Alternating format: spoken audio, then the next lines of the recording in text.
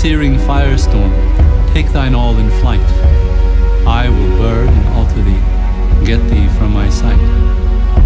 Fire burns and purifies, none comes out the same. Once I was a piece of dung, now I've none to blame. Fire burns and rarefies, has and always will. Set thine eyes above and see, stars are burning still. All thy sins and miseries must have their day in hell. He who gives them willingly glistens bright and well.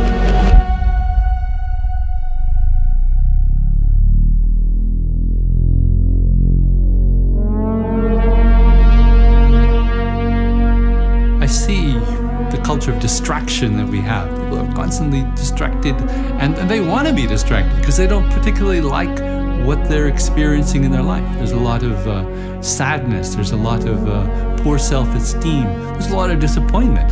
Some people say, well, it's really nasty, you want to get out of here. And I say, no, let's stick around. Let's embrace life.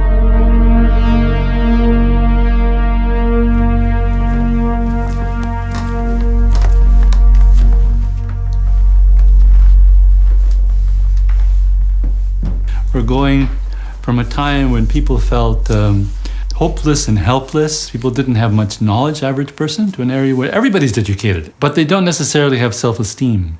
So I feel as a teacher of Kundalini Yoga, I can teach you how to use your mind in such a way that you can pull yourself out of a depression, or you can just keep your mind focused and in a positive light.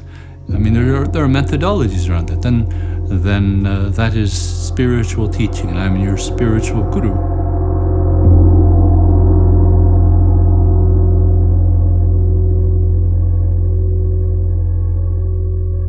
I remembered early on too, growing up as a young man, I said, well, I can be engaged. We can change the world. So I left home when I was 16. I became part of what we call the peace movement. I'm still engaged in the peace movement. The end objective of yoga is to meditate, and the end objective of meditation is peace. If we can learn happiness and learn how to help others to be happy, if we can learn to be a peacemaker, that's nice.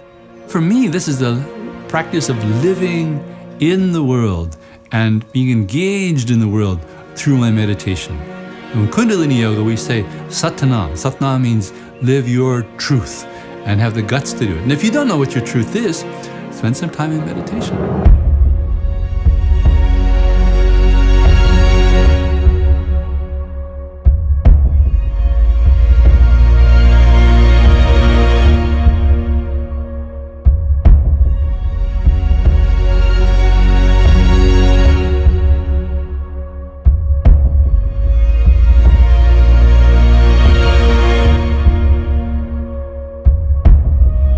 I focus on big picture.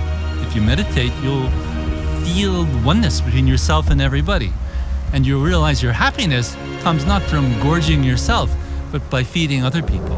There are 3 pillars in yoga, and it's not commonly taught, but the 3 pillars are tapasya, which is challenge yourself, get out of your comfort zone, push yourself, meditate harder. The second pillar is practice self-reflection.